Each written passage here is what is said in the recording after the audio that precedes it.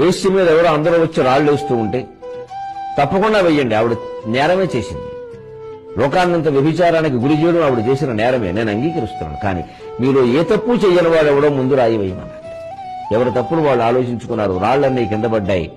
ఆ యువతి రక్షింపబడింది ప్రభువు చేత. వీళ్ళు వెళ్ళిపోయారు. తర్వాత యేసుక్రీస్తు మహానుభావుని యొక్క మాటలు అలా ఉంటాయి. అమ్మి నేను కూడా నీ మీద రాయి వేయజాలను అన్నాడు. ఎంతటి మహానుభావుడండి! మతం ఏదైతే, దేశం ఏదైతే అండి, నీతి నేర్చుకోవడానికి ముందు ఆ వేశ్య ఆ మోకాళ్ళ మీద కూర్చుని ఎంత బాధపడి ఉంటుంది, ఎంత పశ్చాత్తాపడి ఉంటుంది. ఆవిడ వృత్తి దోషం అనిపిస్తే ఆవిడ మానేసేలా చేశాడు ప్రభు.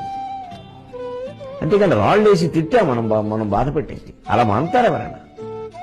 ఇంట్లో పిల్లలు తిడితే మానడం లేదే, పైగా ఇంకా ఎక్కువ చేస్తున్నారు. బయట వాళ్ళు ఎందుకు మానతారు? ఇలాంటివి మత గ్రంథాలలో చాలా ఉన్నాయి. అది బైబిలా, ఖురానా, గీత మనకు అనవసరం. మంచి విషయాలు మనం ప్రచారం చేయాలి.